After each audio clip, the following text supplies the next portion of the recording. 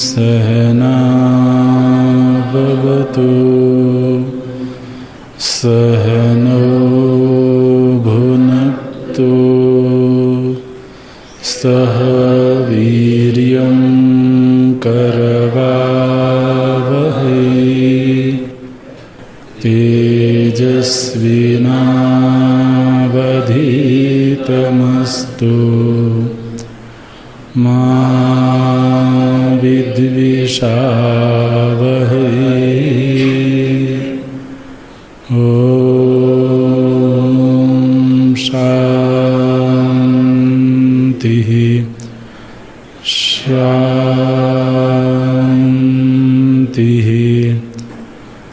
शान्तिः।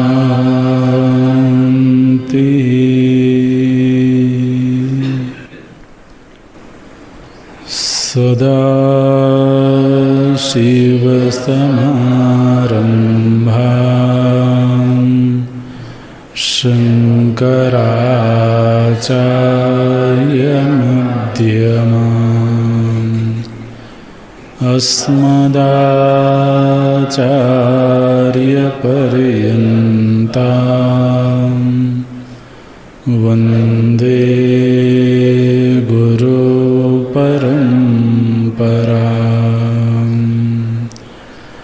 शङ्करं शङ्कराचार्यं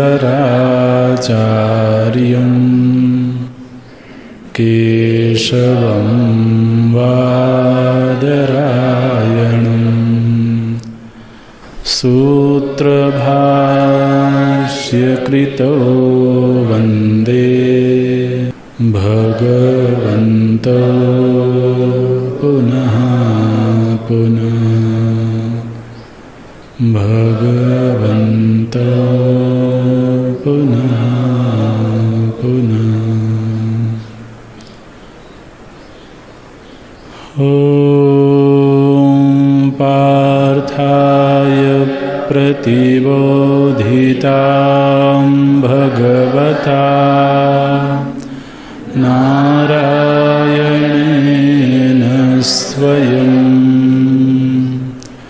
व्यासेन ग्रथितां पुराणमुनिना मध्ये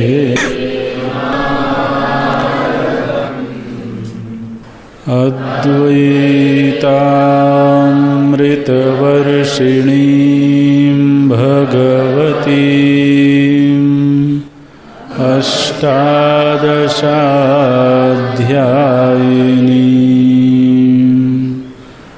अम्ब त्वामनुसन्दधामि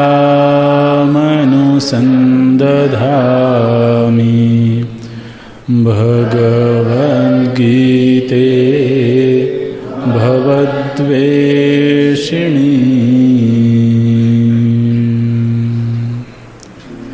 नमोऽस्तु ते व्यासविशालबुद्धे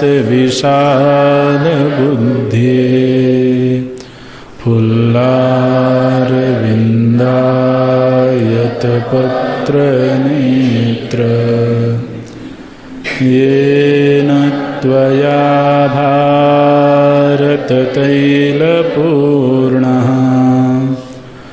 प्रज्वालितो ज्ञानमयः प्रदीपः प्रपन्नपारिजाताय स्तोत्रवेत्रैकपाणये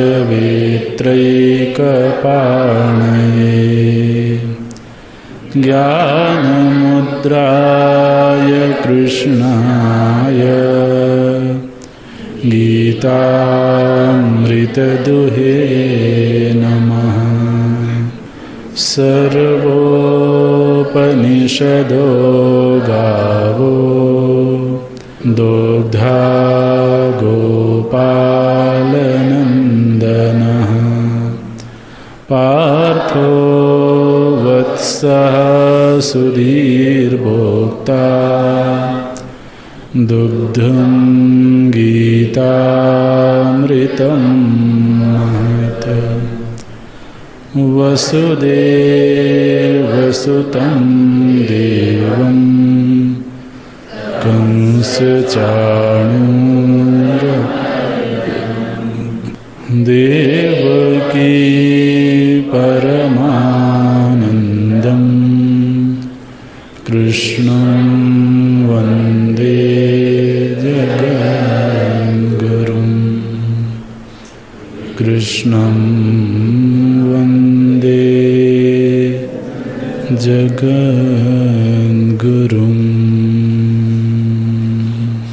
14वें श्लोक से पाठ करेंगे। ततः श्वेतैर्हयैर्युक्ते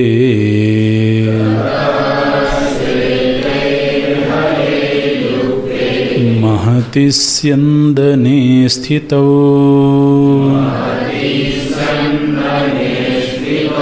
माधवः पाण्डवश्चैव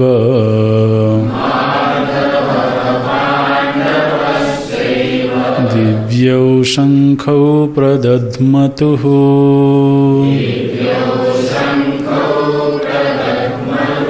पाञ्चजन्यं हृषीकेशः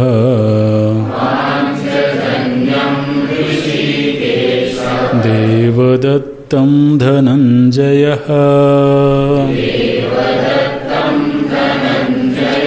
पौण्ड्रं दद्मौ महाशङ्खम्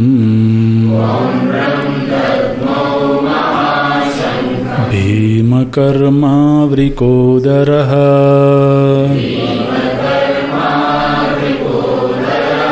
अनन्तविजयं राजा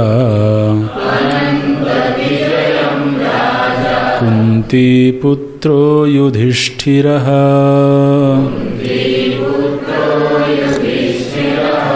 नकुलः सहदेवश्च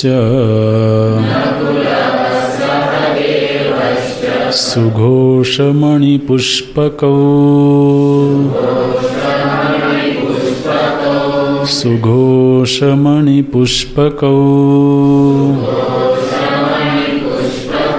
काश्यश्च परमेश्वासः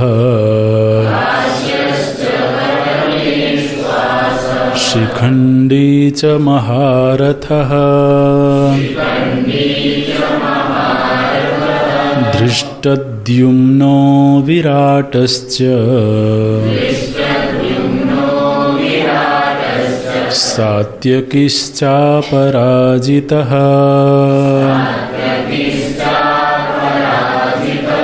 द्रुपदो द्रौपदेयाश्च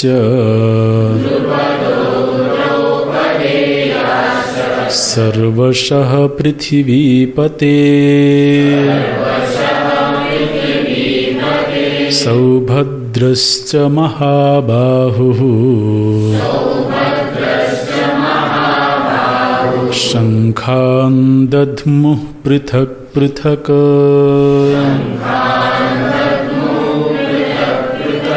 सघोषो धार्तराष्ट्राणाम्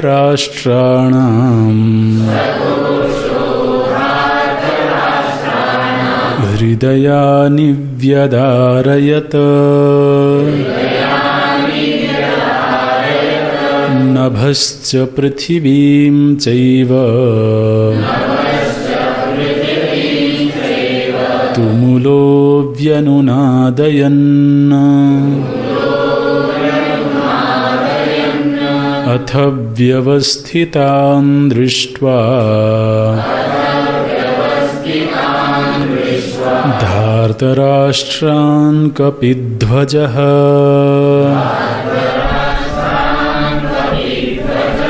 प्रवृत्ते शस्त्रसम्पाते धनुरुद्यम्य पाण्डवः ऋषिकेशं तदा वाक्यम् इदमाह महीपते अर्जुन उवाच सेनयोरुभयोर्मध्ये रथं स्थापयमेच्युत यावदेतान्निरीक्षेऽहम्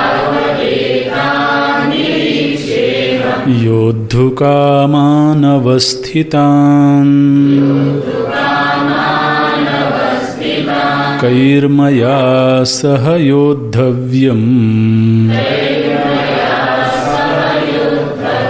अस्मिन् रणसमुद्यमे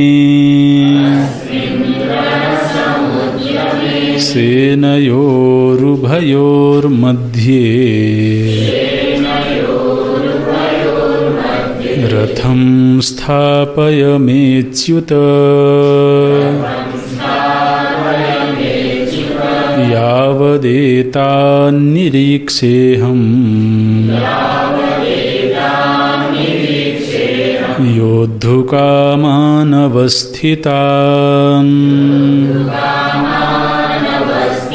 कैर्मया सह योद्धव्यम् अस्मिन् रणसमुद्यमे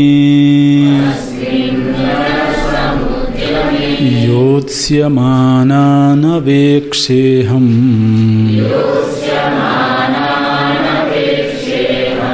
य एतेऽत्र समागताः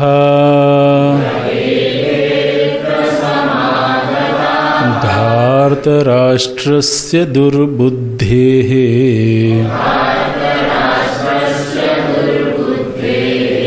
युद्धे प्रियचिकीर्षवः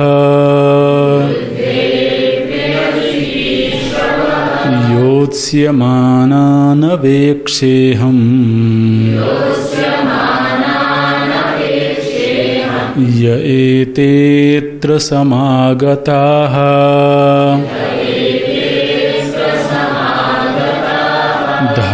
धार्तराष्ट्रस्य दुर्बुद्धेः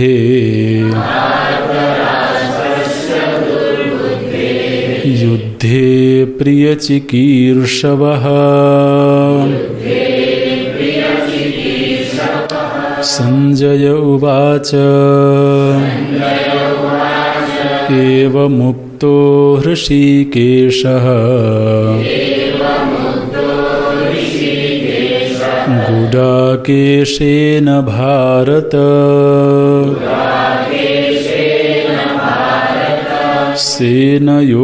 सेनयोरुभयोर्मध्ये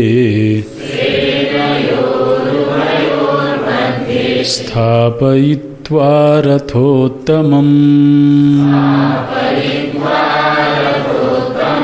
भीष्मद्रोणप्रमुखतः सर्वेषां च महीक्षिताम् उवाच पार्थ पश्यैतान् समवेतान् कुरूनिति तत्रापश्य स्थितान् पार्थः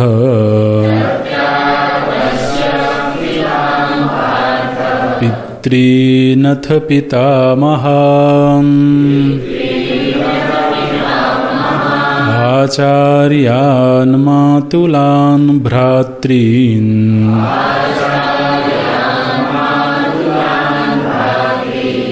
पुत्रान् पौत्रान् सखींस्तथा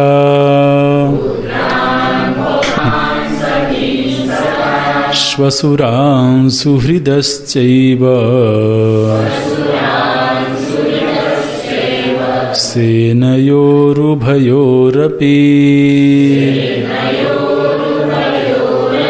तान् समीक्ष्य स कौन्तेयः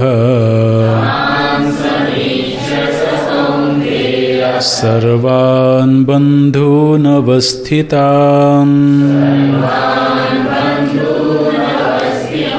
कृपया परयाविष्टः विषीदन्निदमब्रवीत् दृष्ट्वेमं स्वजनं कृष्ण युयुत्सुं समुपस्थितम् सीदन्ति मम गात्राणि मुखं च परिशुष्यति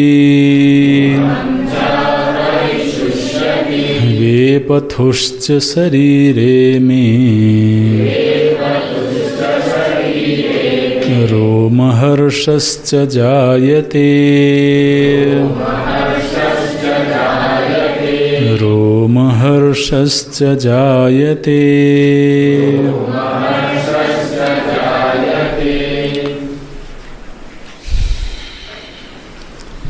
सघोषोधार्तराष्ट्राणां हृदयानि व्यदारयत्। पांडवों के द्वारा जो शंखनाद हुआ, उस शंखनाद से धृतराष्ट्र के पक्ष के जो लोग थे उनके हृदय में भय व्याप्त हो गया। हृदयानि व्यदारयत, मानो कि उनका हृदय विदीर्ण हो गया, भय से आकुल हो गए। और वह जो ध्वनि थी वह गुंजायमान हो गई, धरती से लेकर के आकाश तक पूरा वातावरण उस शंखद ध्वनि से गूंज गया। निश्चित रूप से कौरव सेना के लोगों में भय व्याप्त हुआ, वो भयभीत हुए, लेकिन कोई भी अपने स्थान से हटा नहीं। सारे के सारे सैनिक योद्धा सब अपने अपने स्थान पर व्यवस्थित रहे और अर्जुन तो उस पक्ष की सेना को देखते हैं। बोलते हैं अथ 20वें श्लोक हैं हम लोग। अथ मने शंखध्वनि हो जाने के अनंतर, जब दोनों तरफ से तुमुल ध्वनि हो गई, शंख बज गए और वह ध्वनि शांत हो गई और एक तरह से सभी के मन में यह निश्चय हो गया कि अब युद्ध आरंभ होना चाहिए। अथ माने शंख ध्वनि के अनंतर क्या हुआ? बोले कपिध्वजः पांडवः, जो कपिध्वज पांडव है, पांडव का अर्थ है अर्जुन, और वो अर्जुन कैसे हैं? बोले कपिध्वज हैं। कपिध्वज का अर्थ है जिनके रथ की ध्वजा पर कपि विराजमान हैं।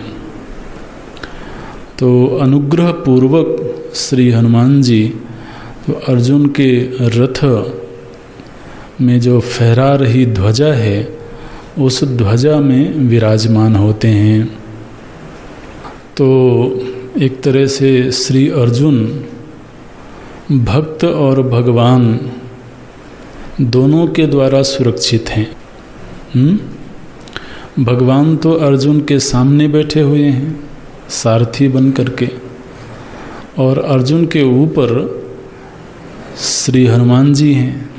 तो आप देखिए कैसी अर्जुन की योग्यता है कि भगवान और भगवान के जो अनन्य भक्त हैं श्री हनुमान जी, वो दोनों ही अर्जुन के साथ में हैं। कपिध्वजः पांडवः, जो कपिध्वज पांडव हैं, अर्जुन हैं, उन्होंने प्रवृत्ते शस्त्र संपाते, जबकि अब दोनों ही सेनाएं शस्त्र संचालन के लिए प्रवृत्त हो चुकी हैं। ये उस प्रसंग की ओर संकेत किया जा रहा है। शस्त्र संपाते प्रवृत्ते, जिस समय पर शस्त्र संपात माने शस्त्र संचालन के लिए तो दोनों ही सेनाएं प्रवृत्त हो चुकी हैं, माने किसी भी समय पर तीर चल सकते हैं। तो ऐसे बिल्कुल प्रवृत्ति हो चुकी है, सभी ने अपने हथियार उठा लिए हैं। ऐसे समय में कपिध्वज अर्जुन ने धार्तराष्ट्रान व्यवस्थितान दृष्ट्वा, वो हम अन्वय कर करके बोल रहे हैं, आप उन शब्दों को खोज लेना और किस शब्द की किसके साथ संगति है वो आपको देखते रहना होगा। तो बोलते हैं कि अथ माने शंख ध्वनि हो जाने के बाद शस्त्र संपाते प्रवृत्ते, शस्त्र संचालन के लिए जब दोनों सेनाएं प्रवृत्त हो चुकी हैं, उस समय पर कपिध्वज पांडवः, जो कपिध्वज अर्जुन हैं, उन्होंने धार्तराष्ट्रान व्यवस्थितान दृष्ट्वा, धार्तराष्ट्रान माने धृतराष्ट्र के पक्ष के जो लोग हैं उनको व्यवस्थितान दृष्ट्वा, उनको व्यवस्थित रूप में देखा। तो माने शंख ध्वनि से वो भयभीत तो हुए थे, लेकिन किसी ने भी पलायन नहीं किया, वो सब के सब व्यवस्थित हैं। तो व्यवस्थितान दृष्ट्वा, उधर जब दुर्योधन ने देखा था पांडव सेना को, तो किस तरह से देखा था? व्यूढ़ाम दृष्ट्वा, व्यूहबद्ध सेना को देखा था ऐसे। और यहाँ पर जब अर्जुन देखते हैं तो क्या देखते हैं कि सारी सेना व्यवस्थित है। सेना को जिस तरह से खड़ा होना चाहिए उस तरह से व्यवस्थित सेना को, व्यवस्थित योद्धाओं को दृष्ट्वा देख करके धनु उद्यम्य, तो श्री अर्जुन ने भी अपने धनुष उठा लिए, गांडीव उठा लिया महाराज। माने अभी तो अर्जुन युद्ध के लिए पूरी तरह से तैयार हैं। धनु उद्यम्य, तो श्री अर्जुन ने भी जब देखा कि कौरव सेना पूरी तरह से व्यवस्थित है और सभी अस्त्र शस्त्र से सुसज्जित होकर के युद्ध के लिए तत्पर हो चुके हैं, तब अर्जुन भी धनु उद्यम्य, धनुष उठा करके, और फिर तदा हृषिकेशम इदं वाक्यम आह, हृषिकेश के प्रति श्री अर्जुन ने यह वाक्य बोला। महीपते, ये महीपते संबोधन है संजय का धृतराष्ट्र के प्रति। महीपते माने हे राजन, हे भूपति, हे महीपति। संजय सुना रहे ना ये प्रसंग महाराज धृतराष्ट्र को, तो संजय के प्रति धृतराष्ट्र के लिए संबोधन है कि हे महीपते, जबकि शंख ध्वनि हो चुकी है, दोनों सेनाएं शस्त्र सुसज्जित होकर के युद्ध के लिए सन्नद्ध हो गई हैं, वहाँ पर कौरव सेना को व्यवस्थित देखते हुए श्री अर्जुन ने गांडीव धनुष को हाथ में ले लिया, धनु उद्यम्य, और फिर हृषिकेशम तदा इदं वाक्यम आह, तब मैंने जब अर्जुन ने धनुष उठा लिया और कौरव सेना को भी देख लिया, निरीक्षण कर लिया, उसके बाद ऋषिकेश से अर्थात भगवान श्री कृष्ण से अर्जुन इदम वाक्यम आह, श्री अर्जुन यह वाक्य बोलते हैं। क्या बोलते हैं? अर्जुन उवाच। अब अर्जुन का वाक्य है आगे। अर्जुन बोलते हैं, हे अच्युत, ये अच्युत तो संबोधन है श्री कृष्ण के प्रति। बोलते हैं, हे अच्युत, सेनयोः उभयोः, उभयोः सेनयोः, उभयोः माने इन दोनों ही, उभय का अर्थ दोनों होता है, तो दोनों सेनाओं के उभयोः सेनयोः मध्ये, इन दोनों सेनाओं के मध्य में मे रथम स्थापय, मेरे रथ को स्थापित करिए। अब इस समय पर अर्जुन रथी है ना, और भगवान सारथी हैं, तो अर्जुन तो अभी आदेश दे सकते हैं और भगवान महाराज उनको कोई अस्मिता क्लेश नहीं है।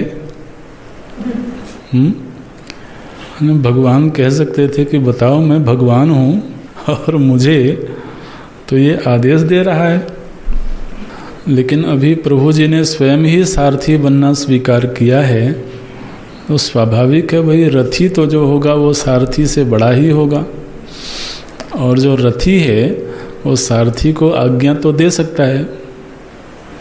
तो अर्जुन यहाँ पर बोलते हैं, हे अच्युत, भगवान का बड़ा सुंदर नाम है अच्युत, जो अपनी महिमा से कभी भी गिरते नहीं हैं।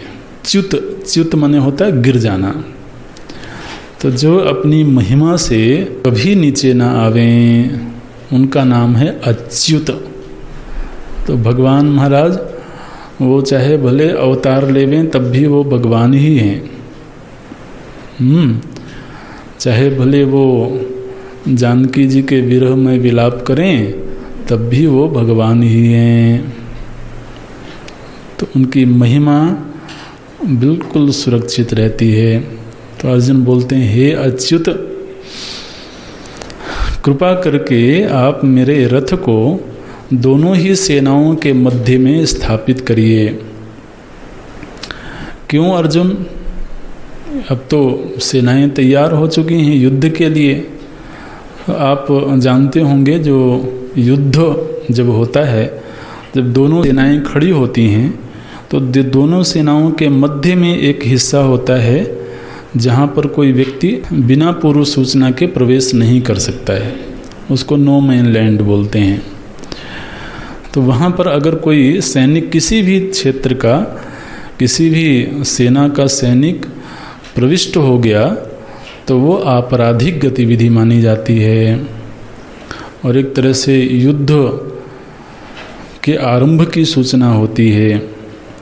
तो बीच का एक हिस्सा है जो खाली है, बाकी दोनों सेनाएं आमने सामने हैं। तो अर्जुन कह रहे हैं कि आप मेरे रथ को उस मध्य भाग में ले जाइए। अब वैसे वो युद्ध के नियम के अनुरूप नहीं है, लेकिन अर्जुन कहते हैं कि आप ले चलिए। और यदि कोई योद्धा अपनी सेना से आगे बढ़ करके उस स्थान पर प्रविष्ट होवे, इसका मतलब है कि वो युद्ध पहले आरंभ करना चाहता है। लेकिन फिर भी अर्जुन कहते हैं कि आप मेरे रथ को ले चलो। भगवान सुनते हैं अर्जुन की बात को, और मानो कि भगवान ने इशारों में ही ये बात कही होगी कि तुम मध्य में क्यों जाना चाहते हो। तो अर्जुन कारण बताते हैं, यावत एतान निरीक्षे हम योद्धु कामान अवस्थितान, योद्धु कामान अवस्थितान, युद्ध की कामना से जो अवस्थित लोग हैं, जिनके मन में युद्ध की कामना है, जो युद्ध की ही कामना लेकर के यहाँ आए हुए हैं, ऐसे योद्धु कामान अवस्थितान वीरान जो वीर हैं किस पक्ष के, कौरव पक्ष के। तो कौरव पक्ष के जो युद्ध की इच्छा से लेकर के उपस्थित सैनिक हैं, उपस्थित योद्धा हैं, तान निरीक्षे अहम, तान अहम निरीक्षे, मैं उनका निरीक्षण करना चाहता हूँ, मैं उनको देखना चाहता हूँ। और भगवन यावद अहम निरीक्षे, जब तक मैं अच्छी तरह से उनको देख ना लूँ तब तक रथम स्थापय, तब तक आप मेरे रथ को वहाँ स्थिर रखना। ऐसे नहीं कि दौड़ाते हुए ले गए और घुमा के ले आए। तो बोलते हैं यावद अहम निरीक्षे, जब तक मैं अच्छी तरह से निरीक्षण ना कर लूँ। किनका निरीक्षण करना है? बोले योद्धु कामान अवस्थितान, युद्ध की कामना से जो अवस्थित लोग हैं उनको मैं देखना चाहता हूँ।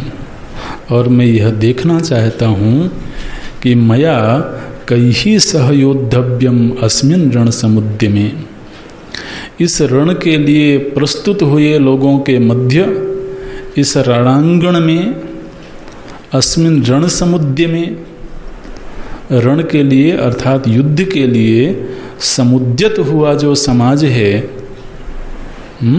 युद्ध के लिए पूरी तरह से तत्पर हुआ जो समाज है, उस समाज के मध्य मया कैहि सहयोद्धव्यम, मेरे द्वारा किनके साथ युद्ध किया जाएगा। वो शब्द आप खोजते रहना, हम एक एक शब्द का अन्वय करके हमेशा नहीं बताएंगे, लेकिन आपको पता होना चाहिए अर्थ हर शब्द का बताया जा रहा है। तो एक तरह से आपका होमवर्क भी है कि आप जब कक्षा से वापस जाते हैं कमरे में, तो आप बैठ करके श्लोक के हर शब्द की पंक्ति लगाएं कि हर शब्द का अर्थ आपको स्पष्ट हुआ कि नहीं, किस सा किसके साथ साहचर्य है। तो बोलते हैं कैहि सह, माने किनके साथ, मया योद्धव्यम, मेरे द्वारा युद्ध किया जाएगा, मेरे द्वारा युद्ध किया जाएगा। लेकिन किनके साथ युद्ध किया जाएगा, उन लोगों को मैं एक बार देखना चाहता हूँ। अब वैसे अर्जुन के लिए ये वाक्य अभी बहुत ठीक नहीं है। क्यों ठीक नहीं है? क्योंकि पहले से ही सारी बातें स्पष्ट हैं। किस सेना में कौन होगा, किस पक्ष में कौन होगा, ये सारा निर्णय तो पहले ही हो चुका है। तो अर्जुन को तो मालूम ही है कि पांडव सेना में कौन कौन लोग हैं, कौरव सेना में कौन कौन लोग हैं, ये तो सब मालूम है उनको। लेकिन फिर भी अर्जुन बोलते हैं कि मुझे किन लोगों को मारना है, जरा एक बार मैं अपनी इन आँखों से देख लूँ अच्छी तरह से। ऐसा लगता है कि कहीं शायद कोई उम्मीद की किरण रही हो कि गुरु द्रोणाचार्य युद्ध में ना आए हों। ये जानते हुए कि मुझे अपने गुरुजनों के साथ युद्ध करना है और वो बहुत कष्टप्रद बात है, तो आदमी के मन में कहीं एक धुंधली सी इच्छा होती है, वो नहीं चाहता कि उनके साथ युद्ध करना पड़े। तो इसलिए वो पुनः पुनः पुनः पुनः उसको कंफर्म करना चाहता है ना, कि क्या जो निर्णय हुआ है वास्तव में वही करना है। तो अर्जुन बोलते हैं कि भगवान, मैं एक बार देखना चाहता हूँ कि किनके साथ मुझे युद्ध करना है। और यावद अहम निरीक्षे, जब तक मैं अच्छी तरह से निरीक्षण ना कर लूँ तब तक आप कृपा करके रथ को मध्य में स्थापित करके रखिएगा। फिर आगे बोलते हैं, भगवान, मैं उन लोगों को देखना चाहता हूँ, योत्स्यमानान अवेक्षेहम, योत्स्यमान, युद्ध के लिए उत्सुक, योत्स्यमान माने युद्ध करना ही जिनकी आज के दिन नियति हो गई है, ऐसे योत्स्यमानान अहम अवेक्ष्ये, मैं ऐसे लोगों को देखूंगा जो य एतेत्र समागताः, एते अत्र समागताः, जो लोग यहाँ पर समागत हुए हैं, जो यहाँ एकत्र हुए हैं। और भगवान आप देखो तो सही, ये सब के सब वैसे तो बड़े विद्वान लोग हैं, बड़े समझदार लोग हैं, लेकिन आज कैसी नियति हो गई है कि दुर्बुद्धेः धार्तराष्ट्रस्य, धार्तराष्ट्रस्य माने दुर्योधनस्य, धृतराष्ट्र का जो पुत्र है दुर्योधन, अर्जुन दुर्योधन का नाम नहीं लेते हैं,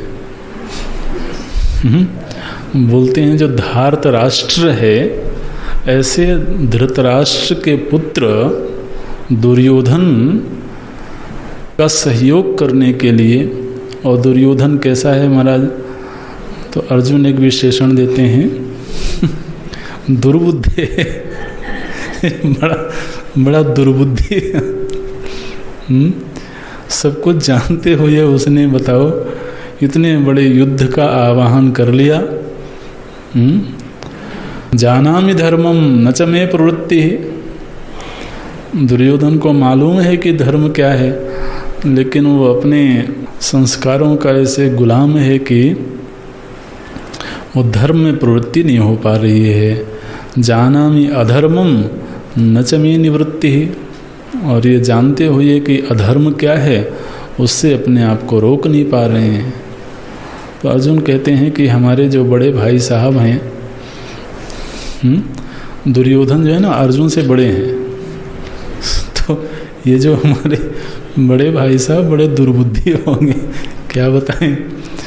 दुर्बुद्धे धार्तराष्ट्रस्य युद्धे प्रिय चिकीर्षवः, इस युद्ध भूमि में जो उनका प्रिय करने के लिए, किसका प्रिय करने के लिए, दुर्योधन का, युद्धे प्रिय चिकीर्षवः समागताः, इस युद्ध भूमि में प्रिय करने की इच्छा से, प्रिय चिकीर्षवः का अर्थ है दुर्योधन का प्रिय चाहने वाले, दुर्योधन से प्रेम करने वाले, दुर्योधन की शुभकामना चाहने वाले, दुर्योधन के जो शुभेच्छु हैं, ऐसे प्रिय चिकीर्षवः युद्धे समागताः, ऐसे जो दुर्योधन का हित चाहने वाले हैं। और दुर्योधन कैसा है महाराज, बोले दुर्बुद्धि है। तो ऐसे दुर्बुद्धि दुर्योधन का हित चाहने वाले ये कौन लोग हैं, एक बार जरा मैं इनका निरीक्षण करना चाहता हूँ।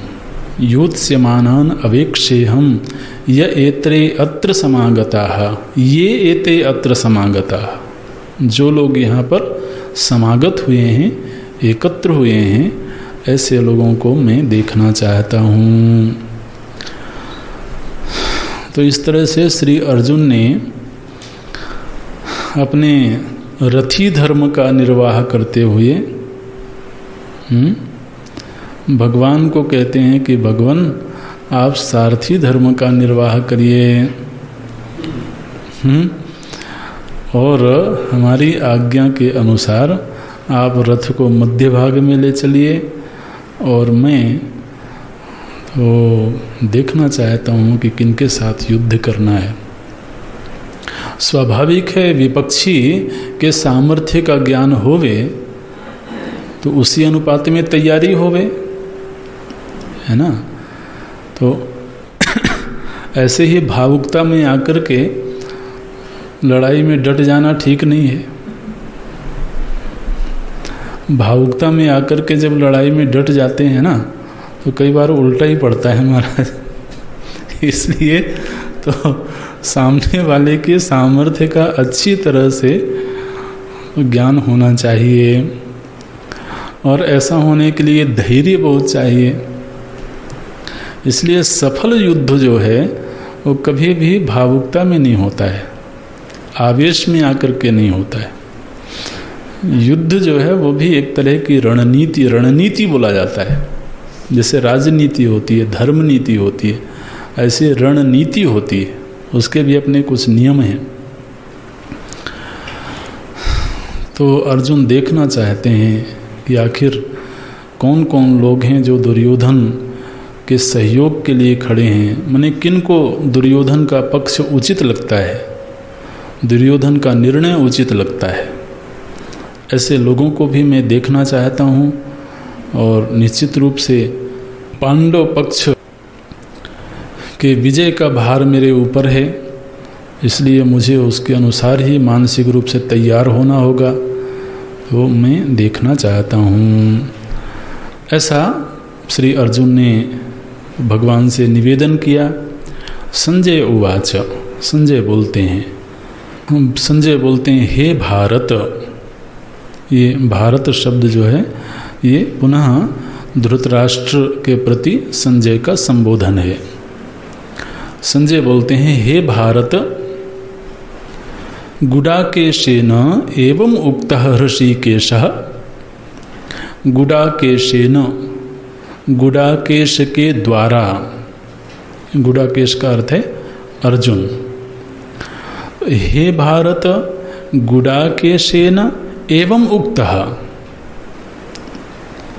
गुडाकेश के द्वारा जब इस तरह से बोला गया तो ऐसे आदेश को प्राप्त ऋषिकेश, ऋषिकेश माने श्री कृष्ण, गुडाकेश के द्वारा आदेश दिया गया, आज्ञा दी गई, और उनके द्वारा आदेश वाक्य को प्राप्त जो ऋषिकेश हैं, उन्होंने उभयोः सेनयोः मध्ये रथोत्तमं स्थापयित्वा। तो महाराज भगवान कुछ नहीं बोले, और सीधे अर्जुन ने जो बात कही उनकी आज्ञा का पालन किया। बोला कुछ नहीं प्रभु जी ने, और रथ को संचालित करते हुए ले जा करके और दोनों सेनाओं के मध्य भाग में खड़ा कर दिया।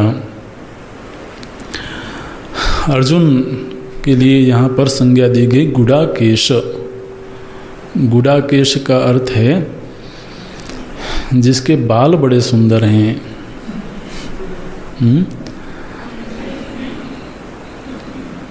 जिसके बाल बड़े सुंदर हैं, घुघराले हैं, काले हैं। अब ज़्यादा व्याख्या नहीं करते हैं, आप जितना अर्थ उसका ले सकें। सुंदर सुंदर कहने में आप जितना भी आपको समझ में आता हो, तो ऐसे सुंदर बालों वाले श्री अर्जुन। और दूसरा अर्थ होता है गुडाका याह ईशः। गुडाका बोलते हैं निद्रा को।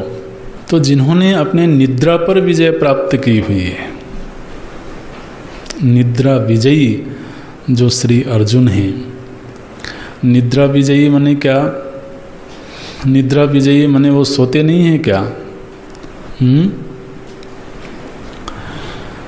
निद्रा विजयी माने निद्रा तभी आती है जब वो चाहते हैं।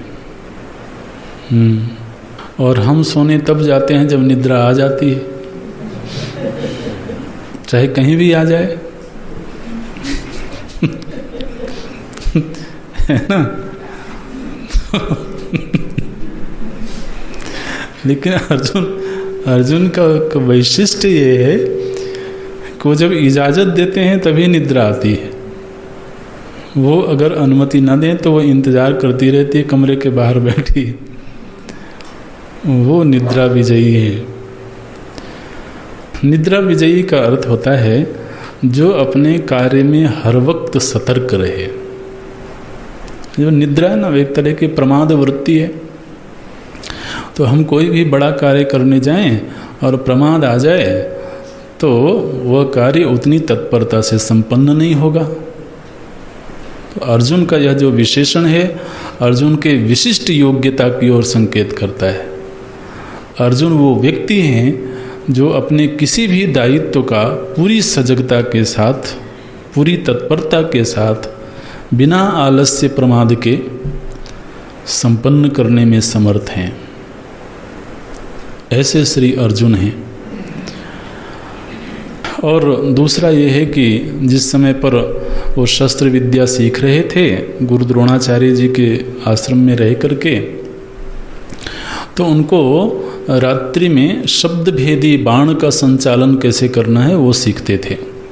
शब्द भेदी बाण आप जानते हैं, अंधेरी रात में कहीं दूर शब्द हो रहा हो और उस शब्द को कानों से सुना, और शब्द सुन करके वो ध्वनि कहाँ प्रकट हुई है उसी को लक्ष्य करके उसमें तीर का संधान करना।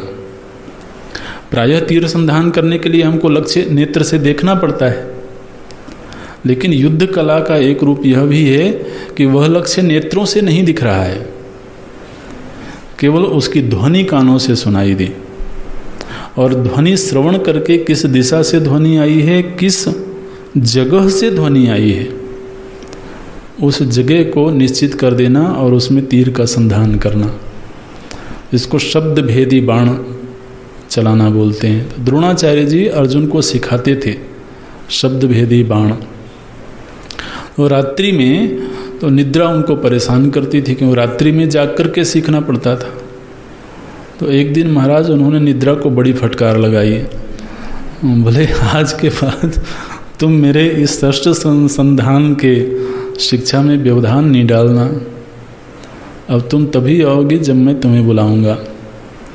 उसके बाद से निद्रा उनके रात्रि में अभ्यास में कोई दखल नहीं डालती थी।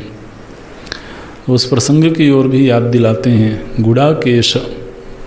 तो ये जो गुडाकेश हैं श्री अर्जुन, उन्होंने जब ऋषिकेश को भगवान श्री कृष्ण को ये बात कही तो उभयोः सेनयोः रथोत्तमं स्थापयित्वा, भगवान श्री कृष्ण ने उस उत्तम रथ को दोनों ही सेनाओं के मध्य में ले जाकर के स्थापित कर दिया। और कहाँ ले जाकर के स्थापित किया, बोले भीष्म द्रोण प्रमुखतः सर्वेषां च महीक्षितां। तो जो भीष्म पितामह हैं और द्रोणाचार्य हैं उनके सामने ही ले जाकर के प्रभु जी ने खड़ा कर दिया महाराज। सर्वेषां च महीक्षितां प्रमुखतः, जितने भी वहाँ पर राजा एकत्र हैं उन सभी राजाओं के मध्य भीष्म पितामह और द्रोणाचार्य जी के सामने। तो इससे ऐसा लगता है कि जो पूरी सेना कौरव सेना है उसका जो मध्य का हिस्सा है वहाँ पर भीष्म पितामह, द्रोणाचार्य जी और कृपाचार्य जी, दुर्योधन, ऐसे सब क्रम से खड़े हैं। तो सभी राजाओं के मध्य का जो स्थान है वहाँ पर भीष्म पितामह और द्रोणाचार्य जी का रथ खड़ा हुआ है, और वहीं पर ले जा कर के प्रभु जी ने अर्जुन के रथ को खड़ा कर दिया। रथ को खड़ा करने के बाद उवाच, श्री कृष्ण बोलते हैं। यहाँ पर इस अध्याय में भगवान श्री कृष्ण का केवल एक छोटा सा वाक्य है यहाँ पर, उवाच। उवाच माने श्री कृष्ण उवाच, श्री कृष्ण बोलते हैं। ऋषिकेश उवाच, क्या बोलते हैं, हे पार्थ। ये भगवान श्री कृष्ण का अर्जुन के प्रति संबोधन है। बोलते हैं हे पार्थ, एतान समवेतान कुरून पश्य। ये जो कौरव सेना के लोग यहाँ उपस्थित हुए हैं इन सभी को हे पार्थ तुम देखो।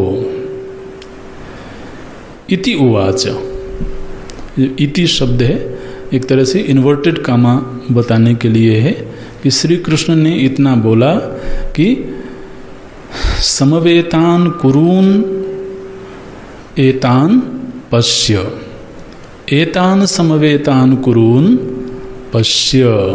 हे पार्थ, ये जो समवेत हुए कौरव पक्ष के लोग हैं इन सभी को हे पार्थ तुम देखो। अर्जुन का ही एक संबोधन है पार्थ। पार्थ का अर्थ होता है पृथा के पुत्र। पृथा माता कुंती का एक नाम है पृथा।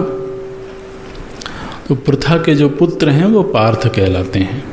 तो वैसे तो तीनों भाई पार्थ हैं, युधिष्ठिर भी, भीम भी और अर्जुन भी। तीनों की ही संज्ञा पार्थ हो सकती है, लेकिन श्री अर्जुन के लिए यह शब्द तो रूढ़ी हो गया, प्रसिद्ध हो गया। तो बोलते हैं हे प्रथापुत्र, आप जानते हैं जितने संबोधन होते हैं ना, ये संबोधन भी सब सांकेतिक होते हैं। तो श्री कृष्ण मानो कि अर्जुन को उनके माता की याद दिला रहे हैं, पार्थ संबोधन करके उनके माता की याद दिला रहे हैं। जिस समय पर ये सभी लोग युद्ध भूमि में आ गए थे, उस समय पर माता कुंती ने पांडवों के लिए संदेश भेजा था, और उस संदेश में उन्होंने ये कहा था, यदर्थम क्षत्रियाः सूते तद्दिनमिदमागतम। माता कुंती, आप देखिए माता भी कैसी माता होती है महाराज। उन्होंने संदेश भेजा कि हे पुत्रों, जिस दिन के लिए क्षत्राणी प्रसव करती है, कोई क्षत्राणी, कोई क्षत्रिय की स्त्री जिस दिन के लिए बच्चे को जन्म देती है, जिस दिन के लिए प्रसव करती है, आज वह दिन आ गया है। हमने युद्ध से पीछे नहीं हटना। क्षत्राणी की कोख तभी सफल होती है जब उसका पुत्र तो धर्म युद्ध करे, उसमें चाहे सफलता मिले या असफलता मिले, लेकिन धर्म युद्ध में वह अपने जीवन का बलिदान करे, उस दिन के लिए ही कोई क्षत्राणी प्रसव करती है। तो संदेश भेजा था महाराज माता कुंती ने। ऐसा मजबूत हृदय चाहिए। तो भगवान याद दिलाते हैं कि तुम्हारी माता ने क्या संदेश भेजा है तुम्हारे प्रति, उस संदेश को जरा याद करो। तो बोलते हैं, हे पार्थ, एतान समवेतान कुरून पश्य। आप इन समवेत हुए कौरव वंशियों को अच्छी तरह से देखो। अब आप बताओ महाराज, दिखा भी रहे हैं तो किन्हें दिखा रहे हैं? अरे शकुनी के सामने ले जाके रथ खड़ा करते, दुर्योधन के सामने ले जाके रथ खड़ा करते। क्योंकि आप जानते हैं कि ये जो महारथी है ना, ये सब बिल्कुल ऐसे सटेक नहीं खड़े होते हैं। महारथी का मतलब क्या होता है कि जैसे कि हमने एक दिन संकेत किया था, अर्धरथी, रथी, अतिरथी, महारथी, ये सब अलग अलग उनके स्तर होते हैं। तो जब महारथी बोलते हैं तो महारथी का मतलब है कि उनके पीछे एक पूरी ब्रिगेड है, एक निश्चित मात्रा में सेना है उनके साथ में। तो जैसे बोलते हैं अभी ब्रिगेडियर, इसका मतलब है कि उनके पीछे इतने सारे लोग हैं। तो इसी तरह से जब महारथी बोला गया तो महारथी का मतलब है कि उनके साथ में इतने रथ में सवार सेना होगी, इतने घुड़सवार सेना होगी, इतनी पैदल सेना होगी, इतने हाथी पर सवार सेना होगी। तो पूरी एक एक सेना को नेतृत्व दे रहे हैं ये लोग। तो इसलिए वो सब अलग अलग सेनाएं अलग अलग जगह पर स्थापित होंगी, और वो प्रमुखतः महीक्षितान प्रमुखतः। तो अब जहाँ पर दुर्योधन हैं, बिल्कुल समीप में ही शकुनी नहीं होंगे, थोड़ी दूरी होगी उनमें। तो अच्छा तो यही होता कि भगवान दुर्योधन के सामने ले जाके खड़ा करते, शकुनी के सामने खड़ा करते, शल्य के सामने खड़ा करते, विकर्ण के सामने खड़ा करते। लेकिन कहाँ ले गए महाराज? बोले भीष्म द्रोण प्रमुखता। अब आप सोचो, उनको जब अर्जुन ने देखा, और हमारे भीतर जो भावनाएं हैं ना, वो संबंध की अपेक्षा से प्रकट होती हैं। भावनाओं का विज्ञान यह है कि सामने जैसा व्यक्ति होगा, उस व्यक्ति के साथ हमारा जैसा संबंध होगा, उस संबंध की स्मृति ही हमारे भीतर की भावनाओं को आंदोलित करती है, भीतर की भावनाओं को प्रकट करती है। भावनाएं तो हमारे भीतर बहुत तरह की हैं। कुछ रोषपूर्ण भावनाएं भी हैं, कुछ मृदु भावनाएं भी हैं। अब अगर हमारे सामने कोई ऐसा व्यक्ति आके खड़ा हो गया जिसके साथ हमारी कोई दुश्मनी है, तो उस व्यक्ति के सामने उपस्थित होते ही हमारे भीतर की जो रोषपूर्ण भावनाएं हैं, वो अपने आप ही चित्त में प्रकट होंगी। ये भी एक नैसर्गिक व्यवस्था है।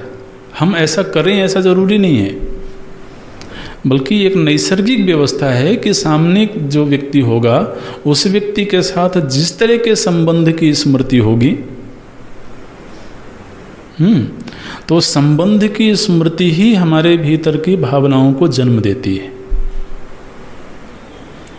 और उस समय पर हम कोशिश करके भी उन भावनाओं के प्रवाह को रोक नहीं पाते हैं।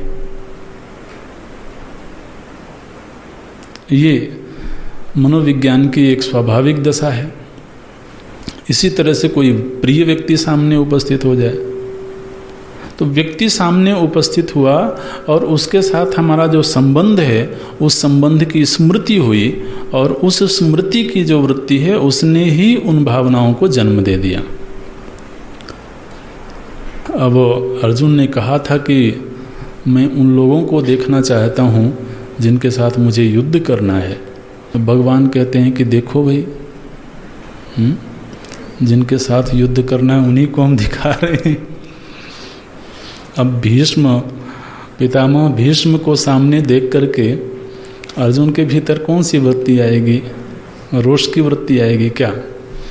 शौर्य की वृत्ति आएगी क्या? नहीं, उनको तो याद आएगी बचपन की, कि जब भीम के साथ लड़ाई हो जाती थी, महाराज कभी कभी खाने को लेकर के भीम के साथ लड़ाई हो गई।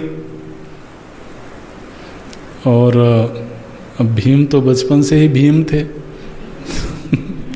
तो जब अर्जुन को पछाड़ देते थे तो अर्जुन भागे भागे भीष्म पितामह के पास जाते थे, और भीष्म पितामह अर्जुन के लिए पहले से ही कुछ खाने की चीज़ें बचा के रखते थे। तो वो अर्जुन को खिलाते थे और फिर अपने साथ ही सुलाते थे। तो अर्जुन तो भीष्म पितामह की गोद में ही सोते रहे हैं। अब इस समय पर सामने देख करके यही सब बातें तो याद आएंगी, और क्या याद आएगा? तो मधुर वृत्ति का प्रवाह होगा। द्रोणाचार्य जी सामने हैं, उनको देख करके याद आएगा कि देखो, मेरे गुरु का जो पुत्र है वो पुत्र अपने पिता के ऊपर लांछन लगाता था। जो अश्वत्थामा है वो गुरु द्रोणाचार्य जी का पुत्र है और उनका शिष्य भी है।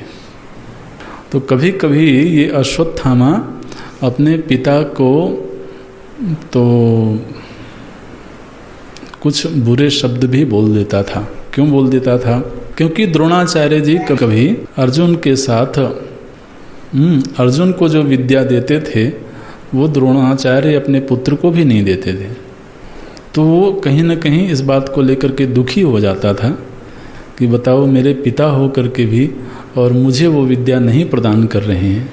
तो पक्षपात का कहीं वो आरोप लगाता था कि अर्जुन में ऐसी क्या बात है कि वो अर्जुन को ऐसी सूक्ष्म विद्याएं प्रदान कर रहे हैं जो मैं उनका पुत्र हो करके भी मेरा तो अधिकार बनता है और पिताजी मुझे नहीं दे रहे हैं।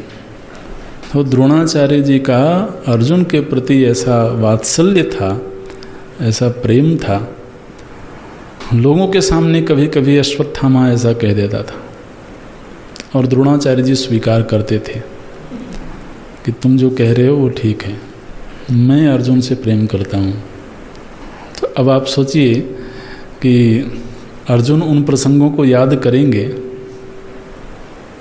सभा में जब वो युद्ध विद्या सीख करके आए और हस्तिनापुर में ये हुआ कि सभी के युद्ध कौशल का प्रदर्शन होना चाहिए, तो युद्ध कौशल का जब प्रदर्शन हो रहा था उस समय पर द्रोणाचार्य जी ने भरी सभा में ये बात कही कि अर्जुन जो है वो मेरा प्रिय शिष्य है। तो उनको ऐसा कहने में गर्व की अनुभूति होती थी।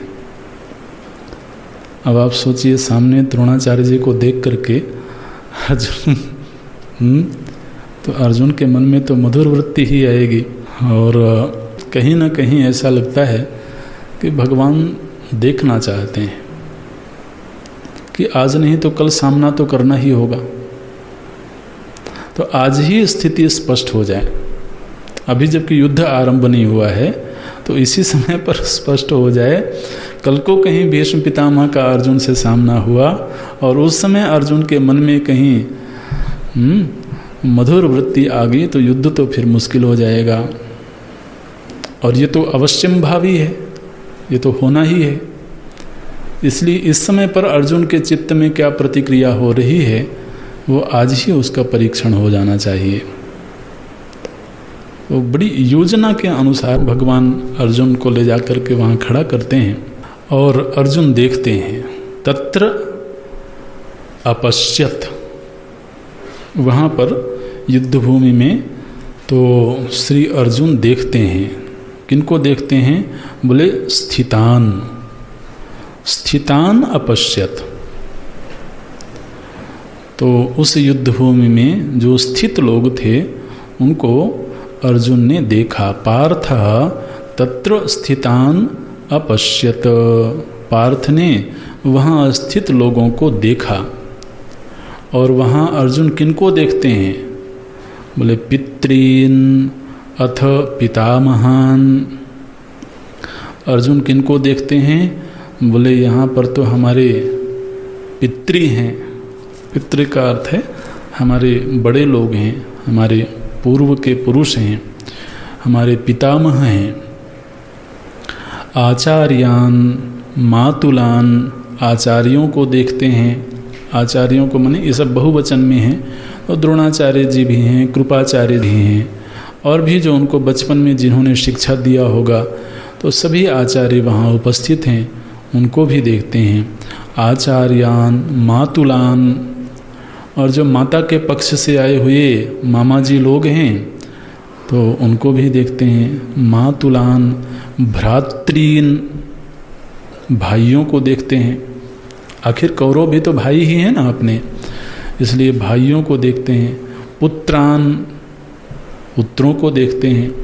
अब जैसे अभिमन्यु स्वयं उनके पुत्र हैं, इसी तरह से कौरवों के दुर्योधन आदि के पुत्र भी होंगे, तो उनको देखते हैं। पुत्रान पौत्रान, यहाँ तक कि महाराज अर्जुन के दूसरी पीढ़ी के लोग भी वहाँ युद्ध भूमि में उपस्थित हैं, जिनके साथ में पौत्र संबंध हो सकता है। ऐसे लोगों को भी अर्जुन देखते हैं वहाँ। आचार्यान मातुलान भ्रातृन पुत्रान पौत्रान सखींस तथा, और अपने मित्रों को भी देखते हैं। श्वसुरान, अपने जो श्वसुर हैं, माने इतने भाई हैं तो उनके सब ससुराल पक्ष के लोग भी वहाँ पर आए हुए हैं, तो वो श्वसुरों को देखते हैं। सुहृदश्चैव, और जो उनके सुहृद हैं, जो उनका प्रिय चाहने वाले हैं, ऐसे लोगों को भी सेनयोहो उभयोहो अपि, तो ऐसे अपने सगे संबंधियों को एक तो देखते हैं अर्जुन, और फिर बाकी जितनी सेना है उस सारी सेना को भी अर्जुन अच्छी तरह से निरीक्षण करते हैं। माने संकेत ये है कि अर्जुन जब देख रहे हैं तो वहाँ योद्धाओं को तो देख ही रहे हैं, लेकिन साथ ही साथ योद्धाओं को देखते हुए उनके साथ हमारे संबंध क्या क्या हैं, उन संबंधों की स्मृति भी हो रही है। तो यहाँ पर हमारे चाचा ताऊ लोग भी हैं, यहाँ पर आचार्य गण हैं, यहाँ पर हमारे भाई हैं, पुत्र हैं, पौत्र हैं, श्वसुरगण हैं, माता के भाई लोग हैं, सुहृद हैं, मित्र हैं। तो ये सब संबंधों का नाम ले रहे हैं यहाँ पर वेदव्यास जी, कि इन संबंधों की स्मृति के साथ, इस बात को याद रखना क्योंकि आगे इस मुद्दे पर हम चर्चा करेंगे। तो वहाँ योद्धाओं को तो देखते हैं, लेकिन उन योद्धाओं के साथ में मेरा संबंध क्या है, उस संबंध की स्मृति के साथ उन योद्धाओं को देखते हैं। चाहे वो अपने पक्ष के योद्धा हों और चाहे कौरव पक्ष के योद्धा हों, दोनों ही पक्ष के योद्धाओं को देखते हुए उनके संबंध की स्मृति भी है। बोलते हैं तान समीक्ष स कौन्तेयः सह कौन्तेयः वह जो कौंतेय हैं, ये कौंतेय भी अर्जुन का नाम है, कुंती के पुत्र हैं इसलिए कौंतेय बोलते हैं। तो सह कौंतेय तान समीक्ष्य, तो श्री अर्जुन ने अर्थात कुंती पुत्र अर्जुन ने जब उन सभी को देखा, किनको देखा, बोले सर्वान बंधून अवस्थितान, अपने उन सभी बंधुओं को, अपने उन सभी प्रियजनों को जो युद्ध भूमि में अवस्थित हैं, ऐसे बंधून समीक्ष्य, और जब उन्होंने अपने उन सगे संबंधियों को देखा महाराज, तो इस दर्शन का प्रभाव क्या पड़ा, बोले कृपया परया आविष्टः। अब ये जो है भाव का विपर्य हो गया। भाई वो युद्ध में अपने विपक्षियों को देखना चाहते थे ताकि उनको देख करके शौर्य वृत्ति और ज़्यादा उद्दीप्त हो जाए, वीर वृत्ति और ज़्यादा उद्दीप्त हो जाए, लेकिन घटना उल्टी हो गई। क्या हुआ, बोले परया कृपया आविष्टः। अर्जुन का जो चित्त है वो परम कृपा से भर गया। अर्जुन के चित्त में तो जो मधुर वृत्तियां हैं, बड़ों को देख रहे हैं तो उनके वात्सल्य की स्मृति आने लगी, भाइयों को देख रहे हैं तो उनके साथ प्रियता की वृत्ति आने लगी, छोटों को देख रहे हैं तो उनके प्रति वात्सल्य की वृत्ति आने लगी। माने जो इस समय पर युद्ध विरोधी वृत्तियां हैं, इस भूमिका में इन आवेशों की, इन वृत्तियों की कोई भूमिका नहीं है। लेकिन जब उन्होंने अपने संबंध की स्मृति के साथ इन सभी लोगों को देखा तो उस दर्शन का प्रभाव ये पड़ा कि परया कृपया आविष्टः, वो परम कृपा के आवेश में आ गया उनका चित्त, और उस परम कृपा का फिर फल ये प्रकट हुआ कि अर्जुन का चित्त विषाद ग्रस्त हो गया। विषीदन्न इदम अब्रवीत, विषण्ण हो करके, विषाद ग्रस्त हो करके, और अर्जुन इदम अब्रवीत, अर्जुन ऐसा भगवान श्री कृष्ण से बोलते हैं। तब देखिए यहाँ पर क्या घटना घटी जो कि अभी युद्ध के प्रसंग के बिल्कुल अनुरूप नहीं है। अर्जुन का गांडीव धनुष उठ गया था, धनु उद्यम्य, धनुष उठा करके, और उन्होंने बड़ी वीर वृत्ति से भगवान श्री कृष्ण से ये बात कही थी कि आप मेरे रथ को मध्य में ले चलो। और उस समय चूंकि कहीं ना कहीं चित्त में थोड़ी रोष की वृत्ति थी, इसीलिए दुर्योधन को वहाँ पर उन्होंने दुर्बुद्धि कहा था। तो दुर्बुद्धि कहना भी कहीं एक रोष की वृत्ति थी अर्जुन के मन में। तो अर्जुन के मन में वीर वृत्ति थी, रोष वृत्ति थी, और इसीलिए वो अच्छी तरह से विपक्षियों को देख लेना चाहते थे। लेकिन महाराज यहाँ पर जो दर्शन हुआ, उस दर्शन का परिणाम ये हुआ कि चित्त में तो मृदु संवेदनाओं का प्रवाह हो गया, और उस मृदु संवेदना के प्रवाह ने अंदर खलबली मचा दी कि एक तरफ वो गुरुजनों को देख रहे हैं तो आदर का भाव जग रहा है, और अंदर ये वृत्ति है कि मुझे इनके साथ युद्ध लड़ना है। तो आदर का भाव और साथ में रोष का भाव, इन दोनों में आपस में क्लैश हो गया।